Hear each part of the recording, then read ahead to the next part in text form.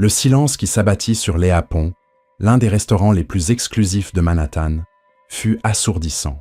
Les serveurs se figèrent en plein pas, les dîneurs posèrent leurs fourchettes et le pianiste s'arrêta au milieu d'une note. Tous les regards se tournèrent vers la table du coin, où un milliardaire impeccablement vêtu fusillait du regard une serveuse tremblante. Sa voix tonitruante trancha l'air, exigeant la perfection, rabaissant ses efforts et bouillonnant d'impatience.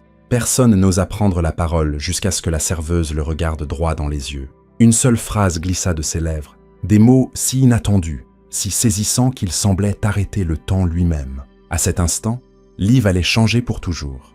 Sophia Jenkins n'avait jamais été du genre à chercher les drames. À 28 ans, elle jonglait avec 2 emplois, une montagne de dettes étudiantes et une fille pleine d'entrain de 7 ans nommée Kiki, qui réclamait sans cesse des cours de danse. Mais telle était la vie à New York.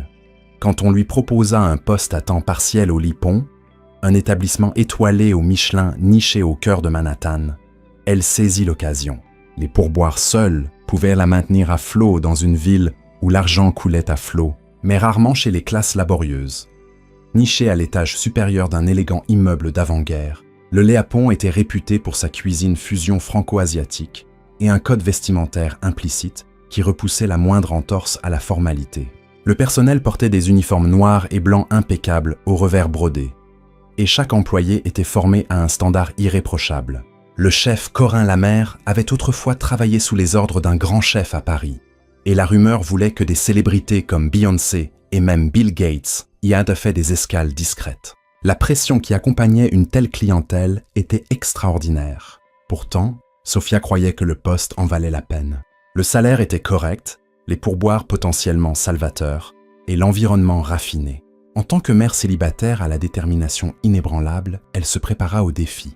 Chaque jour, Sophia arrivait 2 heures avant son service pour aider à la mise en place, aligner méticuleusement les couverts, essuyer les verres à vin jusqu'à ce qu'ils brillent comme des diamants sous les lustres, et mémoriser chaque nuance du menu du jour. Elle apprit que si le chef de cuisine était d'humeur maussade, le personnel devait anticiper ses demandes de 2 pas. Si le sommelier avait une recommandation spéciale, il fallait la décrire sans faille. Tout comptait, la démarche, la tenue d'une assiette, la façon de s'adresser à chaque convive. Elle était épuisée, mais étrangement satisfaite à la fin de chaque service. Quelque chose dans la prestation d'un service parfait l'invigorait.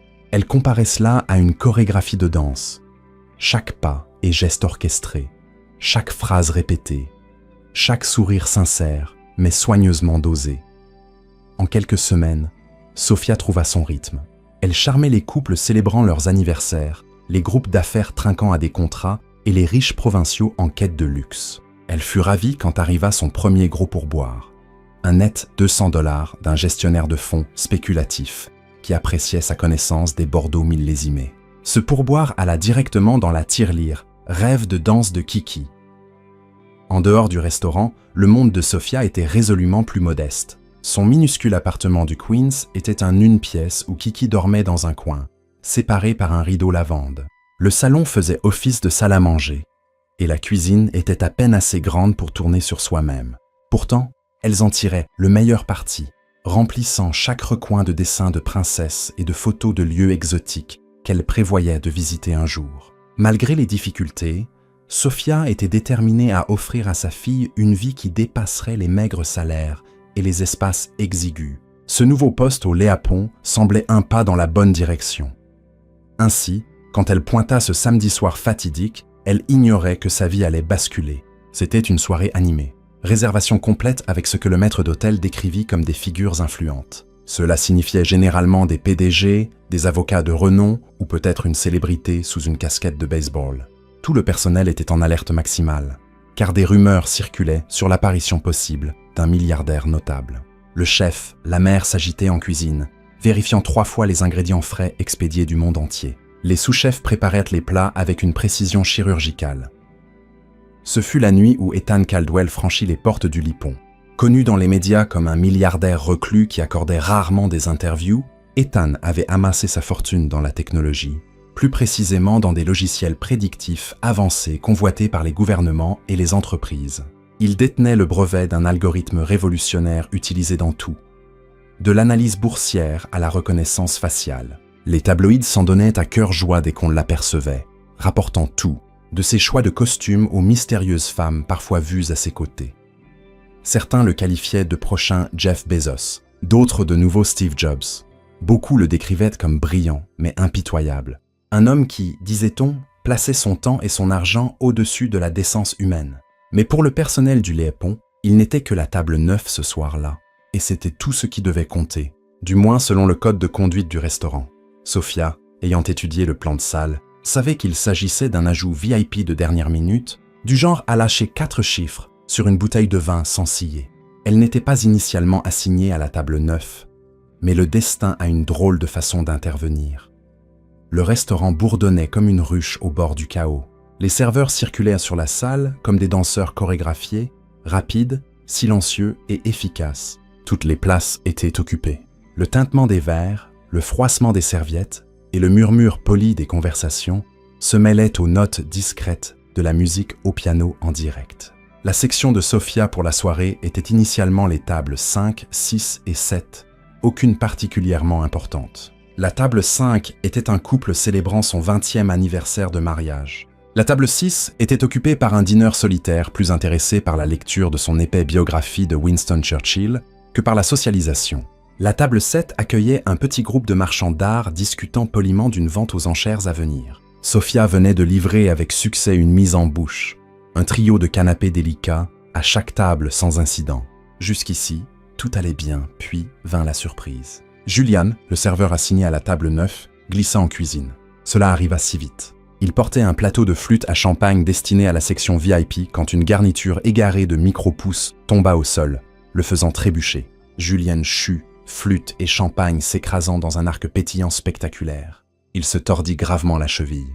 Le maître d'hôtel accourut, anxieux et pâle, tandis que le chef Lamère laissa échapper un hoquet audible depuis le passe-plat. Dans ce moment frénétique, le maître d'hôtel balaya la salle du regard à la recherche d'un remplaçant convenable. Un autre serveur venait de commencer sa pause. Un autre était débordé par une table de 12 dans le coin opposé. Son regard se posa sur Sophia. « Sophia, dit-il rapidement, c'est à toi. » Elle cligna des yeux, le cœur battant. Elle était nerveuse, mais la règle implicite au Léapon était inflexible. On ne remet jamais en question un ordre, surtout devant les clients. Elle hocha brièvement la tête, trouva un plateau libre et se prépara à servir Ethan Caldwell, milliardaire reclus, réputé aussi exigeant que puissant. Prenant une profonde inspiration, elle s'approcha de la table 9. Ethan Caldwell n'avait pas plus de 45 ans, grand et large d'épaules, avec des cheveux poivre et sel soigneusement coiffés. Il portait un costume sur mesure bleu marine à fines rayures, qui coûtait probablement plus d'1 an de loyer de Sophia. À son poignet brillait une montre d'une opulence discrète, suisse sans doute. À ses côtés était assis un associé d'affaires, plus frêle, tout aussi bien vêtu, dont Sophia apprendrait plus tard le nom. Aaron Welch. Autour d'eux, 2 gardes du corps étaient installés à des tables séparées, tentant d'être discrets, mais échouant lamentablement avec leurs costumes noirs assortis et leurs oreillettes. Sophia s'approcha, posture alignée, regard calme, un léger sourire esquissé sur les lèvres. « Bonsoir, dit-elle d'une voix stable. Bienvenue au Lapon. Je m'appelle Sophia et je m'occuperai de vous ce soir. Puis-je vous proposer nos cocktails signature ou préférez-vous consulter la carte des vins ?» Ethan la regarda à peine, reconnaissant à peine sa présence. Elle perçut une lueur d'agacement dans ses yeux gris acier, probablement due au léger tumulte de l'incident du champagne. Aaron Welch offrit un sourire poli, mais Ethan ne dit rien. « Carte des vins, marmonna-t-il. Faites vite. Et si vous avez un bon millésime de Riesling, apportez-le. » Il ne leva pas les yeux de son téléphone, ses doigts volant sur l'écran. Sophia hocha la tête et se dépêcha d'aller chercher la carte des vins, ignorant le nœud qui se formait dans son estomac. Elle se rappela qu'en tant que serveuse, son rôle était de rester calme, professionnelle et gracieuse, quel que soit le convive. C'était le credo implicite qu'elle et ses collègues vivaient quotidiennement. Être invisible quand nécessaire, soutenant quand invité, et toujours garder son sang-froid. Elle nota mentalement de vérifier en cave le Riesling recommandé dont le chef Lamère avait vanté les mérites. Peut-être cela le satisferait-il et adoucirait-il son humeur. De retour à la table 9, elle présenta soigneusement la carte. « Nous avons un excellent Riesling de la vallée de la Moselle », suggéra-t-elle de son ton le plus poli. « C'est un millésime 2001, assez rare, avec des notes de pêche, d'abricot et une finale minérale. Le chef Corin Lamère en dit le plus grand bien. Je pense qu'il s'accorderait magnifiquement avec les plats spéciaux du soir. Ethan s'arrêta, puis jeta la carte des vins de côté, comme s'il s'agissait d'une distraction. Il n'avait pas encore établi de contact visuel direct. « Bien, apportez-le » aboya-t-il. « Mais ne perdons pas de temps avec les trucs bon marché. Je peux payer pour la qualité. » Sophia hocha la tête, força un sourire discret et s'éloigna. Dans le bref instant qu'elle passa à récupérer la bouteille et les verres appropriés, elle ressentit une pointeur d'anxiété. Rien d'inhabituel avec des clients exigeants, certains franchement hostiles. Mais il y avait une aura autour d'Ethan Caldwell, une électricité dans l'air qui la mettait mal à l'aise. Peut-être était-ce sa richesse ou le tourbillon de rumeurs sur sa personnalité intimidante. Ou peut-être simplement le fait qu'elle était nouvelle à servir des clients de haut profil au Léapon. Quoi qu'il en soit, elle savait qu'une seule erreur pouvait transformer son service en cauchemar. Elle exécuta méticuleusement la présentation de la bouteille, montrant l'étiquette à Ethan. Il la chassa d'un geste impatient, lui permettant de verser un échantillon. Il prit une gorgée, pinça les lèvres et hocha brièvement la tête. Jusqu'ici, ça va. Quand elle tenta de décrire les plats spéciaux du soir, il la coupa au milieu de sa phrase. « Arrêtez de perdre mon temps avec des politesses, » dit-il sèchement. « Pouvons-nous simplement commander ? J'ai une réunion dans 20 minutes. Apportez-moi le bœuf wagyu saisi saignant, sauce à l'ail noir à part, pas de garniture et un accompagnement de purée à la truffe. Faites vite !» Son cœur s'emballa. Le Léapon se targuait de dressages élégants, tous méticuleusement agencés avec garnitures et accompagnements, mais elle n'avait pas le choix. « Bien sûr, monsieur, » dit-elle, le visage neutre. Se tournant vers Aaron Welch, elle demanda poliment ce qu'il désirait commander. Il semblait profondément mal à l'aise, comme s'il détestait l'attention, mais était habitué à suivre l'exemple d'Ethan. Il commanda une bouillabaisse et la remercia courtoisement. Tandis que Sophia disparaissait en cuisine pour transmettre leur commande, elle sentait la tension pulser dans sa poitrine. Les autres membres du personnel chuchotaient sur la scène à la table 9. Le chef Lamère était particulièrement anxieux, s'occupant personnellement du repas d'Ethan Caldwell, espérant qu'au cas où ce milliardaire présumé déciderait d'investir dans une nouvelle aventure gastronomique, le Léapon serait en tête de liste. Sans qu'elle s'en doute, le vrai drame ne faisait que commencer. Pendant qu'Ethan Caldwell sirotait son précieux Riesling, le reste de la salle du Léapon demeurait un tourbillon d'activités raffinées. Les serveurs équilibraient délicatement des plateaux d'argent, les mélodies du pianiste flottaient dans l'air, et les clients fortunés murmuraient entre eux. Pourtant, un courant de tension s'étendait depuis la table 9, comme des ondulations sur un étang. Sophia s'occupait de vérifier ses autres tables. Elle remplit une coupe de champagne pour le couple anniversairant, répondit à une question sur les accords mets-vins pour les marchands d'art et demanda poliment au dîneur solitaire s'il désirait un dessert. Malgré la jonglerie de multiples demandes, elle ne pouvait échapper à la sensation de menace imminente. Elle savait qu'elle devrait bientôt retourner à la table d'Ethan Caldwell, et son estomac se nouait à cette pensée. Quand le chef Lamère sonna la cloche, indiquant que les plats de la table 9 étaient prêts, Sophia rassembla rapidement les assiettes avec une efficacité rodée. Le bœuf wagyu luisait, saisi à la perfection, avec la sauce à l'ail noir dans un petit ramequin à part. La purée à la truffe était dressée élégamment, bien que la garniture ait été omise comme demandé. Le chef Lamère n'avait pas été ravi, mais les exigences d'Ethan étaient absolues. À côté trônait la bouillabaisse parfumée au safran, aux tomates et aux morceaux délicats de fruits de mer. Sophia sortit de la cuisine et traversa les tables, tête haute. À son arrivée à la table 9, elle posa doucement le wagyu devant Ethan, puis la bouillabaisse devant Aaron Welch. « J'espère que votre repas vous plaira », dit-elle doucement, reculant pour maintenir la distance polie requise.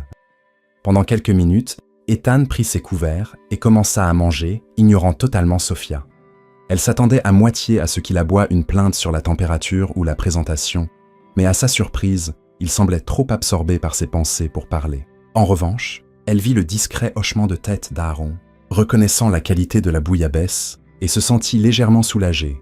Mais juste au moment où elle pensait pouvoir s'en sortir indemne, le visage d'Ethan se durcit. Il posa sa fourchette, s'adossa à sa chaise et repoussa l'assiette d'un geste brusque.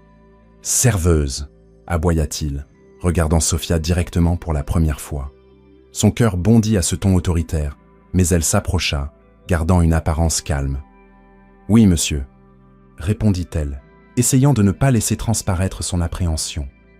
Ethan désigna le steak, l'expression orageuse. « C'est cru, si grogna-t-il. J'ai demandé saignant, pas cru. Vous essayez de m'empoisonner ou quoi ?» Sophia déglutit péniblement. Elle savait pertinemment que la cuisson du chef la mère était irréprochable.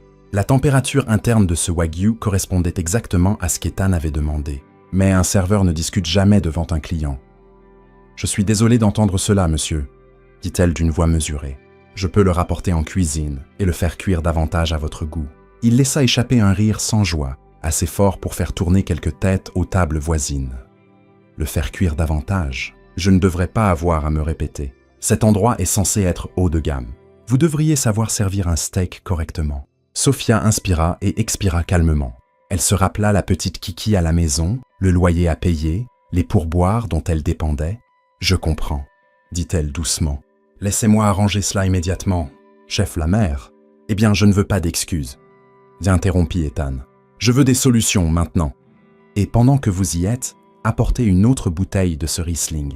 Et dépêchez-vous. » Aaron Welch lança un regard d'excuse à Sophia, mais ne dit rien. La tension dans la salle s'épaissit. Les clients voisins remuèrent, mal à l'aise, incertains s'ils devaient continuer à regarder ou faire semblant de n'avoir rien remarqué. Sophia sentit ses joues s'empourprer, mais elle garda une posture irréprochable. « Oui, monsieur », dit-elle en soulevant l'assiette et en tournant les talons. Ce fut alors que le milliardaire haussa la voix pour s'adresser au reste du restaurant. Pour un endroit comme celui-ci, rater un simple steak est ridicule. Savez-vous combien d'argent on dépense pour dîner ici ?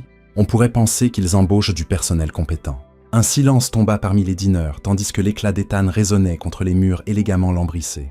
Des murmures s'élevèrent dans la foule. Aaron posa une main sur l'épaule d'Ethan pour tenter de le calmer. Mais celui-ci se dégagea. Les oreilles de Sophia brûlaient. Être réprimandé discrètement était une chose, mais être humilié publiquement en était une autre. Sa composure vacilla un instant, une lueur de douleur traversant son visage. Cependant, des années de difficultés lui avaient appris à rester calme sous la provocation. Elle disparut en cuisine, demanda au chef, la mère, de cuire le steak un peu plus longtemps, et récupéra une autre bouteille de Riesling. Le chef était furieux de l'accusation de cruauté et se demanda si cet homme comprenait même ce que « saignant » signifiait. Pourtant, il n'avait pas le choix. Le client avait toujours raison, surtout un milliardaire capable de faire ou défaire des réputations. Sophia revint avec le wagyu modifié et la nouvelle bouteille, la présentant soigneusement pour approbation d'Ethan. Il ne montra aucune courtoisie, levant simplement son verre pour qu'elle le remplisse tandis qu'elle versait. Des rides de tension barraient son front et sa voix dégoulinait de mépris. Elle posa le steak devant lui. « J'espère que cela vous convient », dit-elle, réprimant toute pointe dans son ton. Il la foudroya du regard, mais coupa la viande. Il prit une bouchée, puis hocha brièvement la tête. Enfin, il marmonna. Puis il ajouta « Vous auriez dû le faire correctement dès la première fois. » Sa voix résonna. Quelques clients regardaient ouvertement maintenant, tandis que d'autres faisaient mine d'être absorbés par leur plat. Le pianiste continua à jouer plus doucement, plus hésitant, essayant en vain de maintenir l'ambiance. Les yeux d'Ethan se levèrent vers Sophia. « Eh bien, qu'attendez-vous ? Vous pouvez partir. » Elle inclina la tête et s'éloigna, sentant son pouls s'emballer. Avant qu'elle n'ait fait plus de 3 pas, il aboya de nouveau. « Serveuse !» Elle se figea, se retournant lentement. Son téléphone vibra sur la table. Il y jeta un œil, lut un message, puis fusilla Sophia du regard, comme si elle l'avait personnellement offensée. « Apportez-moi l'addition maintenant, et appelez votre manager. » L'estomac de Sophia se noua. Cela n'augurait rien de bon. Elle se précipita vers le maître d'hôtel, qui se raidit immédiatement à la demande. Les managers n'apparaissaient à table que pour des problèmes majeurs, et pour un VIP comme Ethan Caldwell, le contrôle des dégâts devait être rapide et complet. Le maître d'hôtel lissa sa veste et rejoignit Sophia, s'approchant de la table 9 avec une diplomatie prudente. Ethan ne perdit pas de temps à déblatérer sur l'incompétence du service, sur la médiocrité de son steak. Et sur le temps perdu, le maître d'hôtel tenta de l'apaiser, s'excusant abondamment et promettant de retirer le wagyu de l'addition. Ce fut alors que le moment redouté arriva. Ethan se tourna vers Sophia, le visage tordu de mépris, et déchaîna une tirade chargée d'insultes qui s'éleva au-dessus du murmure discret de la salle. « Cette serveuse est incompétente ?» fulmina-t-il. « Elle ne sait pas suivre des instructions simples. Elle a gâché ma soirée, m'a apporté de la viande crue, et je paye le prix fort. Inacceptable. Peu m'importe qu'elle soit nouvelle ou incompétente. Des gens comme elle ne devraient pas être autorisés dans des endroits comme celui-ci. J'ai dirigé des entreprises avec des milliers d'employés. Et si l'un d'eux avait performé comme elle ce soir, je l'aurais viré sur le champ. Tout le restaurant se tut. Un silence enveloppa la salle, comme si quelqu'un avait appuyé sur pause. Tous les regards se fixèrent sur Ethan Caldwell, stupéfait par la violence de son éclat. Les conversations aux autres tables s'éteignirent. Fourchettes et couteaux s'immobilisèrent, et même les doigts du pianiste se figèrent sur les touches. Aaron Welch était rouge de honte, fixant sa bouillabaisse à moitié mangée, souhaitant manifestement pouvoir fondre dans le sol. Sophia se tenait rigide, le cœur battant dans ses tempes. Ses joues brûlaient d'humiliation et de colère qu'elle peinait à contenir. Tout le personnel observait cet homme imposant la malmener verbalement, déclarant au monde qu'elle ne valait rien, qu'elle était incompétente, une moins que rien. Quelque chose en Sophia se brisa. Elle avait passé des années à tendre l'autre joue, à gérer des clients condescendants qui claquaient des doigts, des élèves de son second emploi d'instructrice de danse qui se plaignaient des tarifs. Même le père de son enfant, qui avait disparu sans laisser de traces, la laissant seule élever Kiki, elle avait toujours ravalé ses frustrations, avalant chaque mot dur et insulte, convaincue que l'acceptation docile était la seule façon de survivre. Mais en cet instant, avec tout le restaurant qui assistait à son humiliation, sa colonne vertébrale se redressa enfin. Elle releva le menton, regarda Ethan Caldwell droit dans les yeux pour la première fois de la soirée et prononça une seule phrase qui sembla arrêter tout Manhattan net. « Vous pouvez acheter un steak, monsieur, mais vous ne pouvez pas acheter la décence. » Sa voix était calme, mais les mots tranchèrent l'air comme un couteau. L'espace d'un instant, le temps lui-même sembla s'arrêter. Les mots flottèrent, résonnant dans la salle silencieuse. Chaque personne à portée d'oreille en ressentit l'impact. Une vague de choc parcourut la foule. Même le maître d'hôtel fut réduit au silence momentané. Le chef Lamère, qui jetait un œil depuis la cuisine, sentit son cœur bondir de fierté et d'effroi à la fois. L'expression d'Ethan Caldwell se figea. Ses yeux s'écarquillèrent de colère et une rougeur monta à son cou. Personne ne lui parlait ainsi, surtout pas une serveuse. Après un battement stupéfait, il se mit à bafouiller. « Qu'est-ce que vous venez de dire ?» La composure de Sophia tint bon. Sa posture était droite comme une flèche, son regard inébranlable. J'ai dit, « Vous pouvez acheter un steak, mais vous ne pouvez pas acheter la décence, » répéta-t-elle, sa voix reflétant la résolution calme de quelqu'un qui en avait enfin assez. Elle s'attendait à une explosion immédiate. Mais au lieu de cela, tout le restaurant sembla retenir son souffle, attendant sa réaction. Les gens émergèrent lentement de leur silence stupéfait. Quelques tables commencèrent à applaudir, d'abord timidement. Puis une ou deux voix plus audacieuses se joignirent, jusqu'à ce qu'un applaudissement discret se propage dans la salle comme une douce vague. C'était un signe subtil mais tangible de solidarité avec la courageuse serveuse qui avait osé dire sa vérité. Le visage d'Ethan se tordit de rage. Il se leva brusquement, manquant de renverser sa chaise. Le steak à moitié mangé gisait oublié devant lui. « Comment osez-vous » rugit-il. « Savez-vous qui je suis ? Je pourrais acheter tout ce restaurant et vous virer tous. Je pourrais ruiner votre vie d'un seul appel. » Sophia déglutit, son pouls tambourinant, mais elle refusa de reculer. Elle n'était pas naïve. Elle savait le risque qu'elle avait pris en parlant. Elle pourrait perdre son emploi, sa seule source de revenus stable. Mais en cet instant, son amour-propre l'emportait sur la peur. « Je sais très bien qui vous êtes, monsieur Caldwell, » dit-elle calmement, sa voix tremblant à peine. « Je sais aussi que cela ne vous donne pas le droit de traiter les gens comme s'ils étaient jetables. » Les applaudissements s'amplifièrent. Quelques clients se levèrent, hochant la tête en accord. Un tourbillon de confusion s'empara du maître d'hôtel. D'un côté, il devait protéger la réputation du restaurant face à un milliardaire furieux. De l'autre, la boussole morale de chaque personne présente dans la salle avait été ébranlée par le comportement vicieux d'Ethan. Le personnel échangeait des regards inquiets, incertains de la manière d'intervenir. La respiration d'Ethan Caldwell était lourde. Il arracha son regard de Sophia pour le poser sur le maître d'hôtel, puis sur les spectateurs autour de lui, qui soit observaient en silence, soit montraient ouvertement leur soutien à la serveuse. C'était un moment surréaliste, une confrontation entre un homme excessivement riche et une femme courageuse qui en avait assez d'être piétinée. « Votre manager », siffla Ethan en se tournant vers le maître d'hôtel. Celui-ci s'avança, les mains levées en geste conciliant.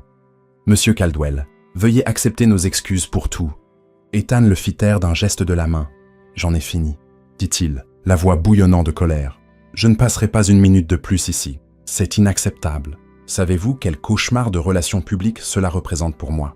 Je veillerai à ce que cet établissement en souffre. Et vous? Il fusilla Sophia du regard.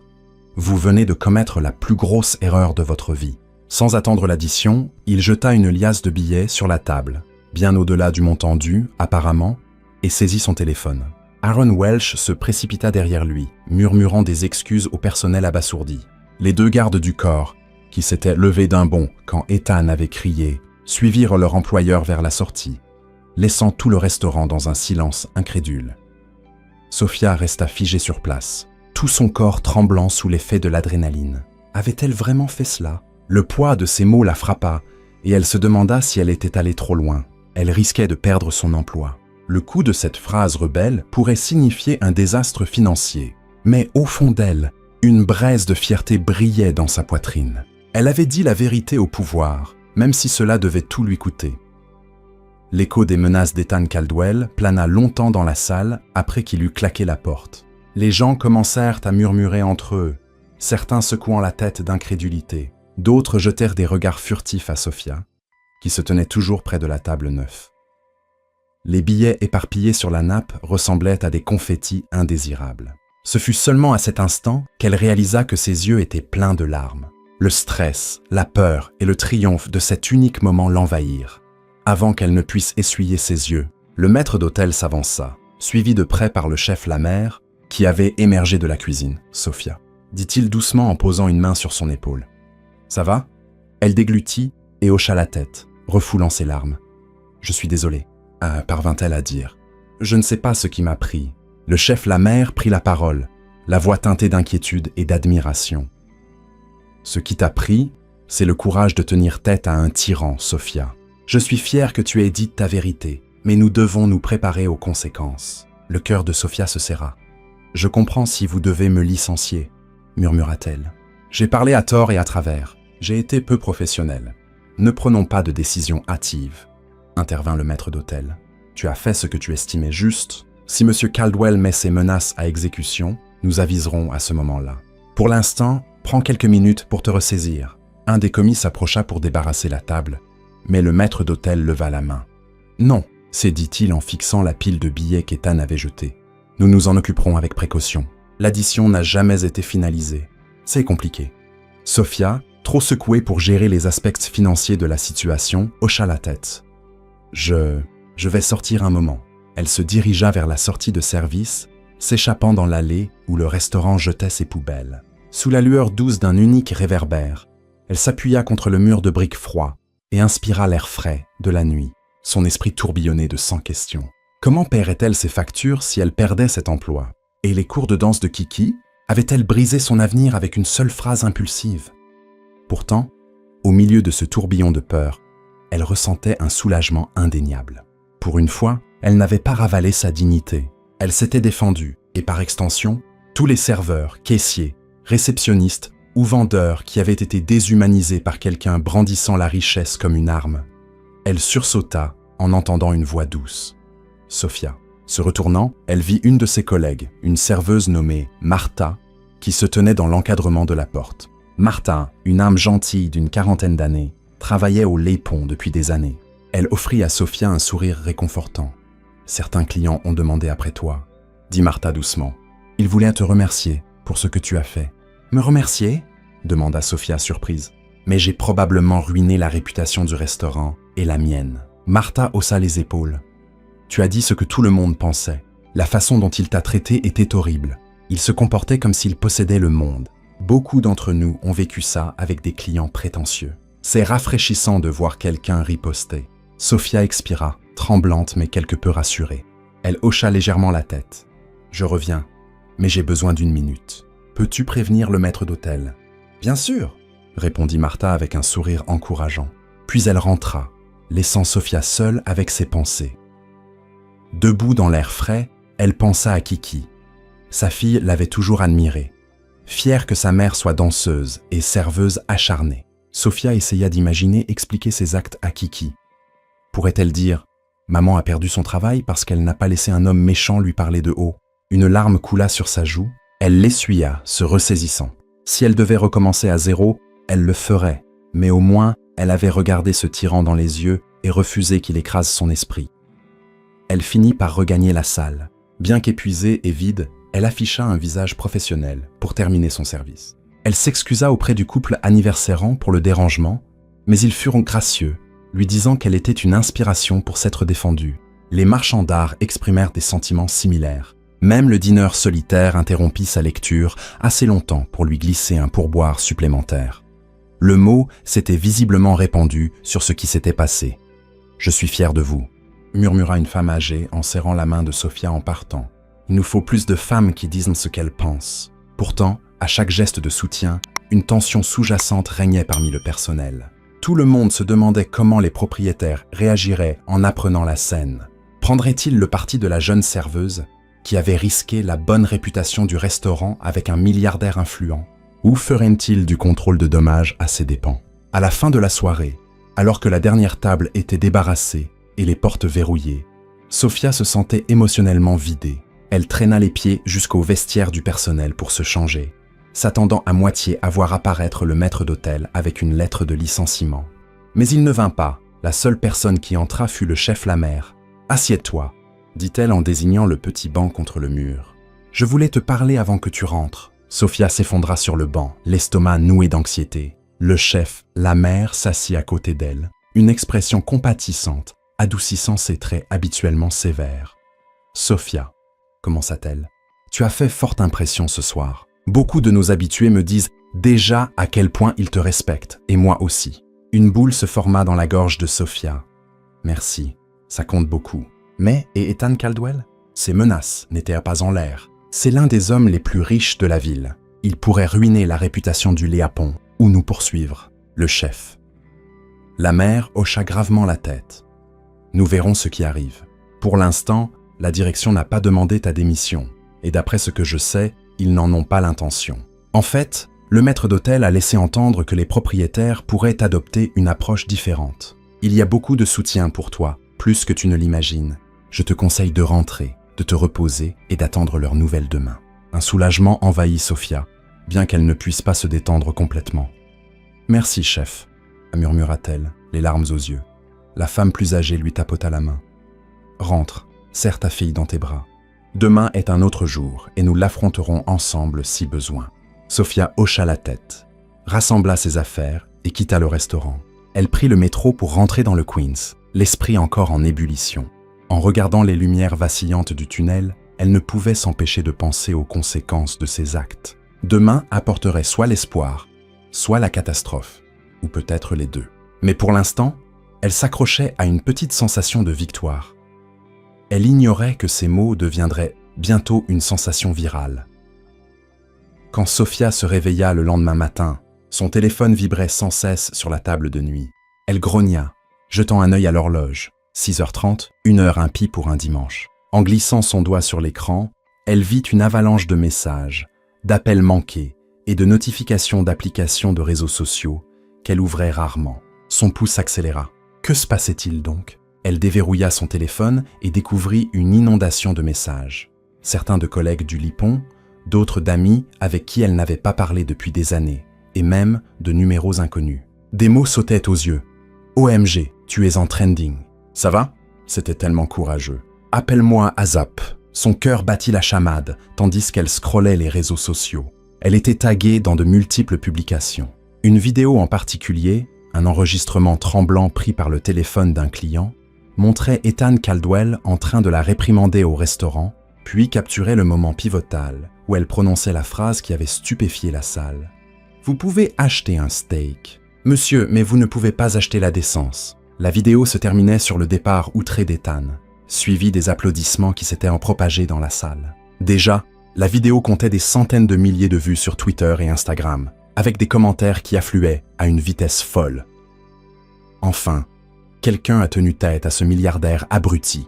Respecte à la serveuse. Je veux la trouver et lui remettre une médaille. Ethan Caldwell est un tyran notoire. Bravo à elle. Il y avait aussi des détracteurs qui affirmaient que Sophia avait dépassé les bornes, qu'une serveuse ne devait jamais parler ainsi à un client, surtout quelqu'un capable de ruiner sa vie. Mais la majorité semblait massivement favorable. Des hashtags comme « or you can't buy decency » était en tendance tout au long de la matinée. Sofia se sentit étourdie d'anxiété. Elle n'avait jamais demandé une telle attention. Et si les propriétaires du Léapon voyaient cela et décidaient qu'elle était un risque? Et si Ethan Caldwell lançait une poursuite pour diffamation? Elle n'était qu'une mère célibataire qui essayait de joindre les deux bouts, pas une militante prête à affronter un titan de la tech. Toujours en pyjama, elle arpentait le salon étroit, tandis que Kiki, encore à moitié endormie, sortait de sa chambre improvisée. En se frottant les yeux, sa fille demanda « Maman, pourquoi tu es debout si tôt ?» Sofia afficha un sourire. « Ne t'inquiète pas, ma chérie, » dit-elle en l'embrassant sur le front. « Et si je nous faisais des pancakes avant tout le reste aujourd'hui ?» Les yeux de Kiki s'illuminèrent. « Oui, s'il te plaît, avec des pépites de chocolat. »« Bien sûr !» répondit doucement Sofia. Pendant qu'elle fouettait la pâte, son téléphone continuait de vibrer sur le plan de travail. Elle reçut un appel de Martha qui semblait essoufflée. « Tu n'as aucune idée de ce qui se passe. »« Et » s'exclama Martha. « Les propriétaires viennent de convoquer une réunion d'urgence avec tout le personnel à midi aujourd'hui. La rumeur dit que des journalistes appellent le restaurant sans arrêt pour avoir ton nom. C'est dingue. » L'estomac de Sofia se noua. « Tu penses qu'ils vont me virer ?» Martha hésita. « Je ne sais pas, mais je sais qu'on est tous derrière toi. Des clients appellent aussi pour louer ce que tu as fait. Tiens bon. » Sofia la remercia et posa le téléphone, se concentrant sur les pancakes comme si sa vie en dépendait. Après le petit déjeuner, elle habilla Kiki et l'emmena chez son amie Lydia, qui gardait souvent Kiki en cas d'obligations imprévues. Elle se confia à Lydia sur la situation. Et Lydia, toujours optimiste, la rassura en disant que tout s'arrangerait. Ce fut les mains tremblantes et le cœur battant que Sofia arriva au Léapon juste avant midi. Un petit groupe de reporters et de caméramens stationnait devant l'entrée, brandissant micro et caméra. Elle reconnut les logos de chaînes locales et sa poitrine se serra de dread. Comment cela avait-il dégénéré si vite? L'un des reporters la repéra. « Mademoiselle, est-il vrai que vous êtes la serveuse qui a tenu tête à Ethan Caldwell? Pouvez-vous nous dire ce qui s'est passé ?» Sofia baissa les yeux et tenta de se faufiler. Elle ne voulait pas faire de déclaration qui pourrait aggraver sa situation. Le maître d'hôtel était à la porte et la fit entrer rapidement. « Content de te voir, » murmura-t-il. « Va directement dans la salle privée à l'arrière. La réunion va commencer. » À l'intérieur, tout le personnel était déjà assis.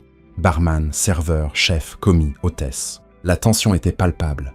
À la tête de la pièce se tenait Franco Moretti, le directeur général du restaurant, et Patrice Fontaine, la propriétaire majoritaire du Léapon. Sofia n'avait vu Patrice qu'une fois, lors d'un événement spécial. Patrice était une femme grande et élégante, la cinquantaine, aux cheveux argentés torsadés en un chignon lisse. Sa posture irradiait la confiance, et ses yeux bleus froids captivaient l'attention de la salle. Quand Sofia entra, les têtes se tournèrent, et elle sentit une rougeur monter à son cou. Elle se glissa discrètement sur un siège au fond. Franco s'éclaircit la gorge et commença.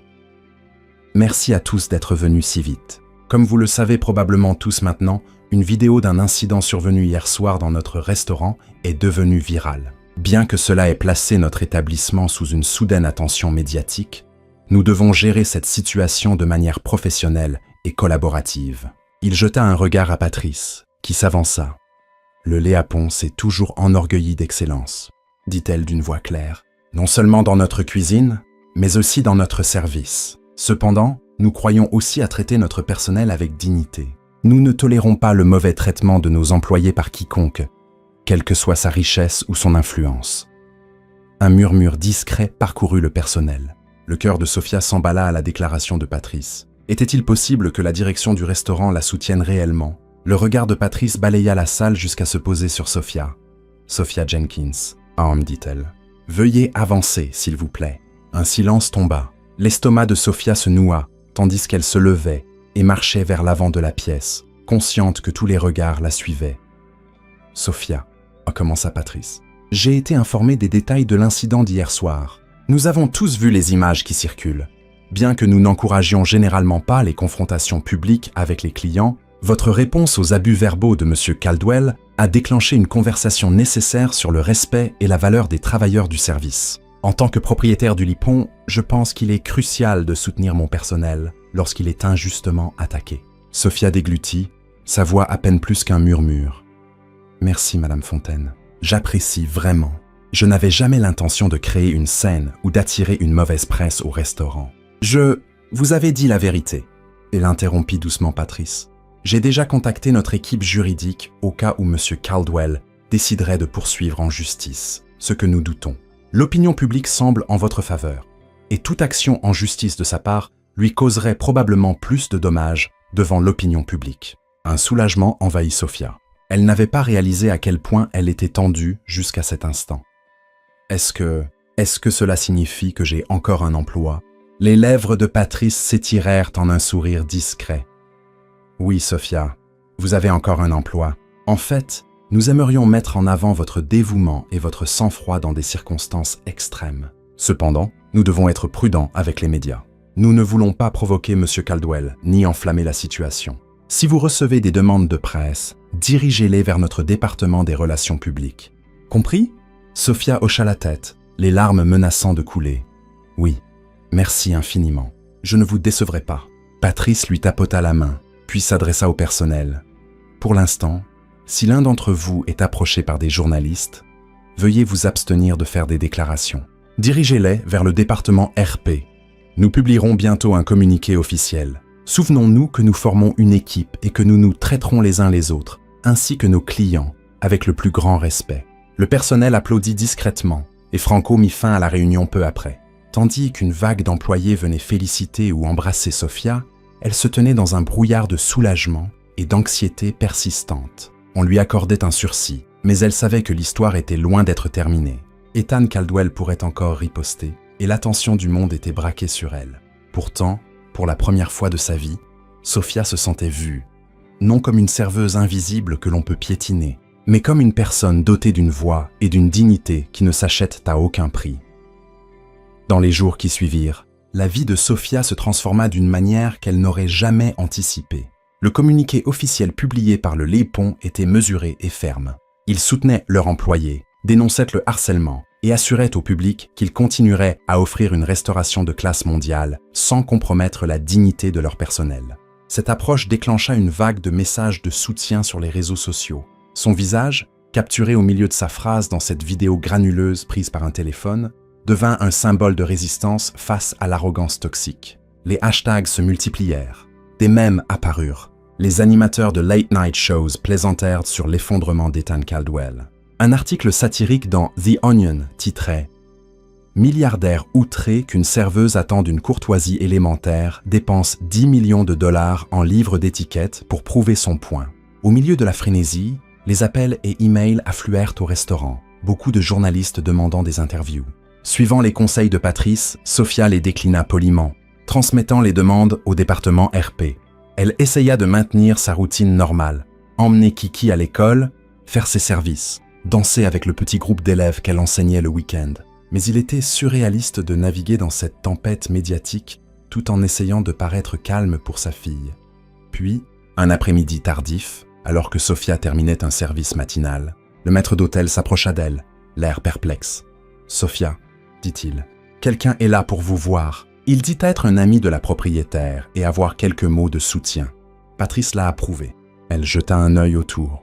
Qui est-ce? Il désigna du pouce un coin discret du bar où un homme grand en blazer gris se tenait les mains jointes. Il portait un jean simple et des baskets stylées, et bien qu'il essayât de passer incognito, le visage était reconnaissable entre tous.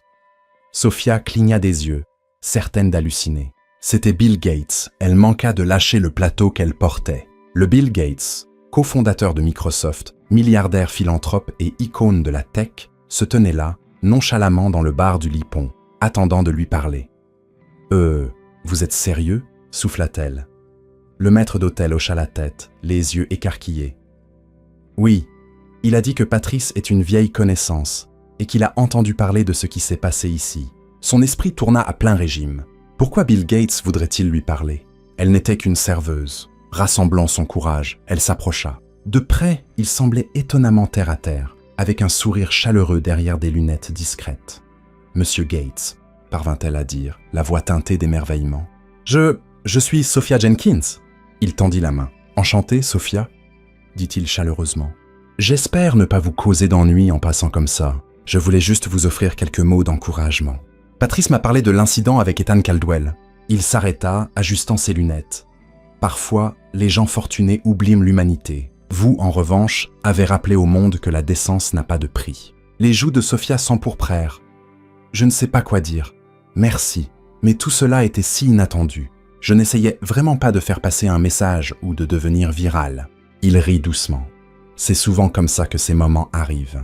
Mais sachez que je respecte votre courage. J'ai affronté toutes sortes de tyrans d'entreprise dans ma carrière. Les gens oublient que le pouvoir et la richesse ne sont pas des excuses pour un mauvais comportement.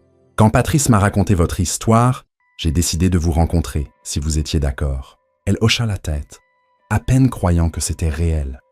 J'apprécie cela plus que je ne peux l'exprimer. Mais n'avez-vous pas peur d'être vu ici? La presse pourrait.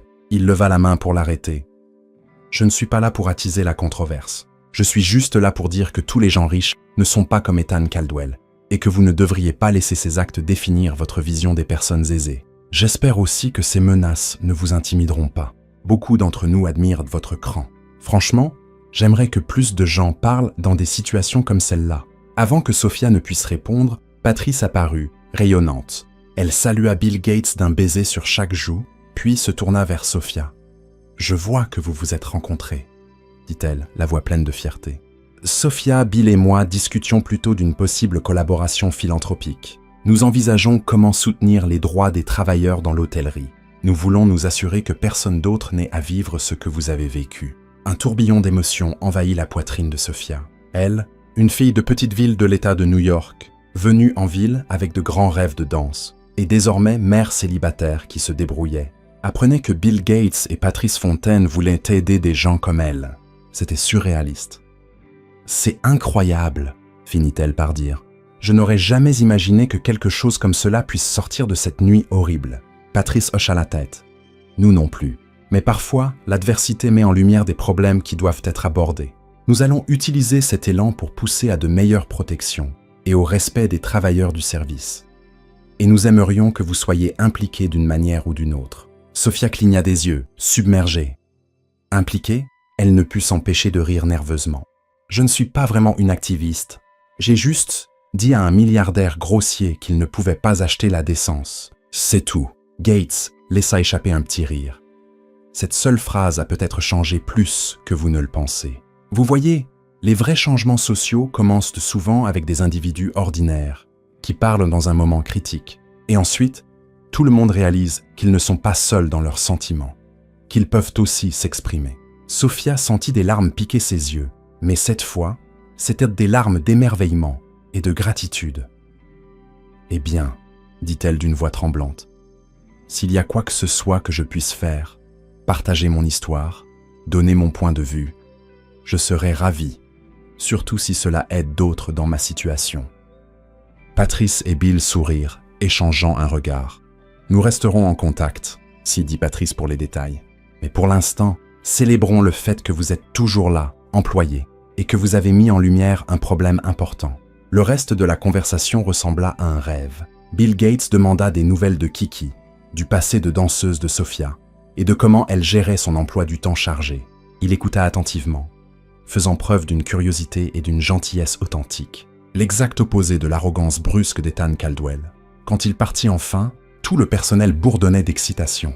Patrice veilla à ce que la rencontre reste discrète, laissant Bill sortir par une porte latérale pour éviter la presse.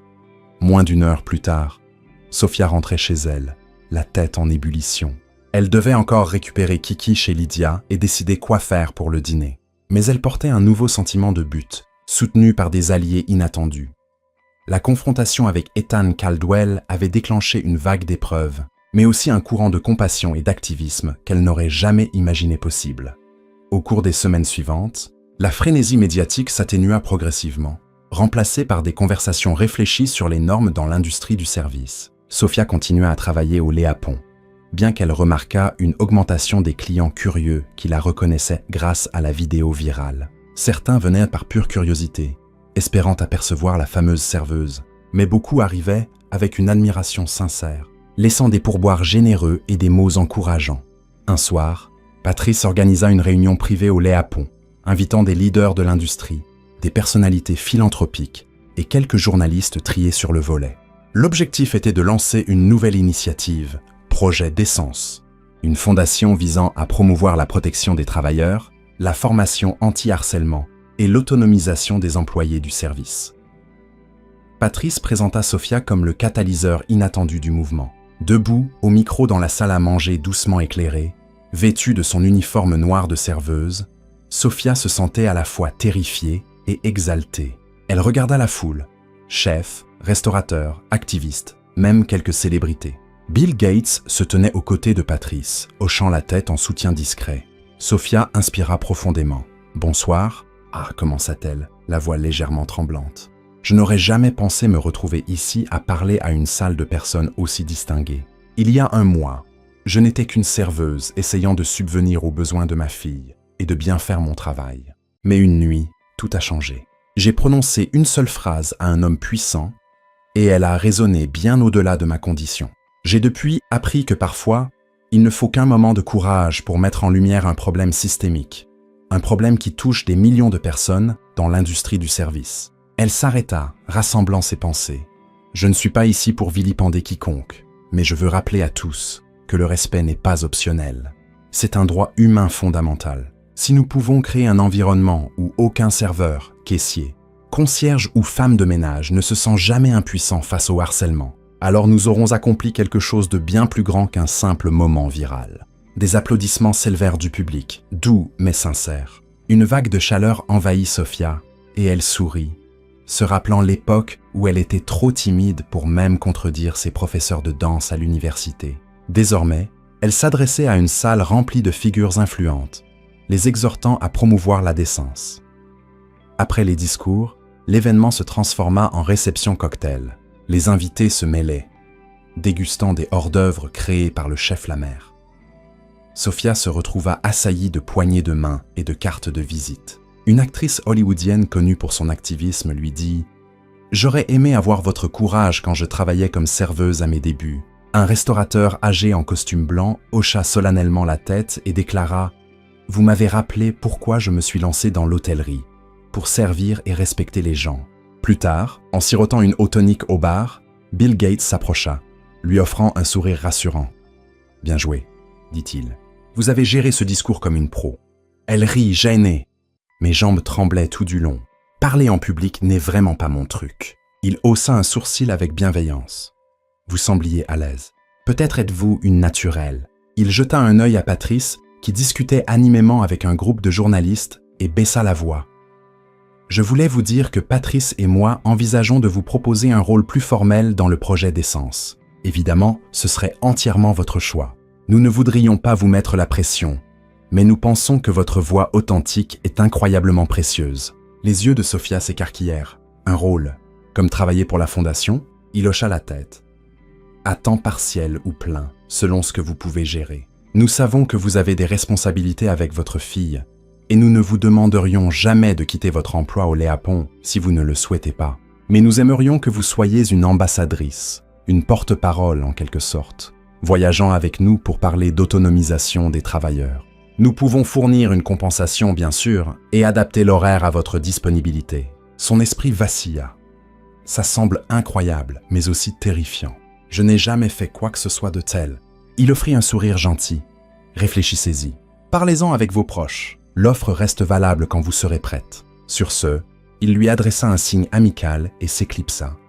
Sophia expira, ses pensées tourbillonnant.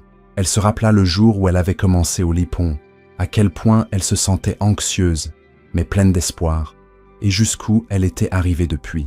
Désormais, elle avait des opportunités dont elle n'avait jamais rêvé, nées d'une confrontation qu'elle n'avait pas cherchée, mais qu'elle avait affrontée avec courage. À l'autre bout de la salle, le chef Lamère capta son regard et lui fit un clin d'œil. Le souvenir de cette nuit infâme ressurgit. Ethan Caldwell criant, rabaissant, agissant comme s'il possédait le restaurant et chaque âme dedans. Elle se rappela la seule phrase qu'elle avait prononcée et qui avait tout changé. « Vous pouvez acheter un steak, monsieur, mais vous ne pouvez pas acheter la décence. » À cet instant, elle réalisa qu'elle était tombée sur quelque chose de bien plus grand qu'elle-même.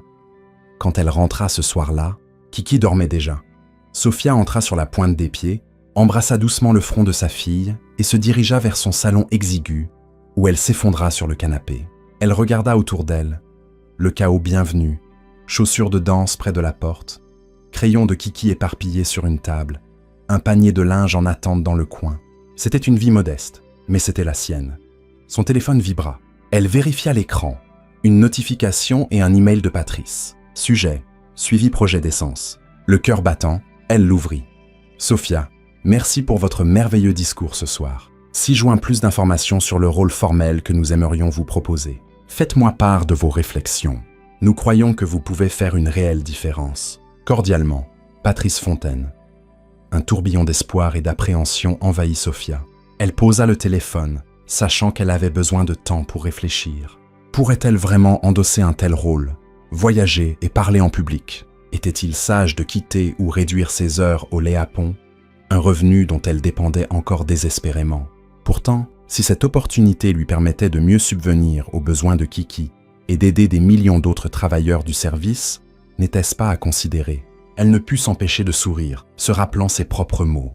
« Vous pouvez acheter un steak, monsieur, mais vous ne pouvez pas acheter la décence. » Ce moment de bravoure spontanée avait ouvert une porte sur un nouvel horizon. Elle ne savait pas exactement où menait le chemin, mais elle sentait une vague de confiance pulser en elle. Peut-être, juste peut-être, découvrait-elle un but qu'elle n'avait jamais imaginé. La vie, réalisa-t-elle, avait une drôle de façon de transformer une seule phrase en un mouvement entier, et ainsi s'achève l'histoire de la façon dont une mère, célibataire luttant pour joindre les deux bouts, s'est retrouvée au centre d'un moment culturel décisif, dans l'un des restaurants les plus prestigieux de Manhattan. La position courageuse de Sophia face à un milliardaire puissant a commencé comme un affrontement inattendu, mais a évolué en un appel clair au respect et à la dignité sur le lieu de travail. Des clips viraux sur les réseaux sociaux aux rencontres fortuites avec des philanthropes comme Bill Gates. Son parcours nous montre qu'une seule voix, aussi humble soit-elle, peut déclencher un vrai changement. Sophia restera-t-elle au Lait-Pont ou rejoindra-t-elle le projet d'essence à temps plein? C'est une décision qu'elle pèse encore. Mais une chose est claire, elle ne sera plus jamais la serveuse timide qui acceptait les insultes en silence. Parfois, il ne faut qu'une seule phrase pour révéler qui vous êtes vraiment et transformer le monde autour de vous. Merci d'avoir regardé. Si vous avez aimé cette histoire, veuillez aimer, partager et vous abonner à notre chaîne pour d'autres récits dramatiques et inspirants comme celui-ci. Votre soutien nous aide à continuer à créer du contenu qui élève et divertit. Dites-nous dans les commentaires ce que vous feriez à la place de Sophia. Et rappelez-vous, peu importe à quel point vous vous sentez grand ou petit, votre voix compte.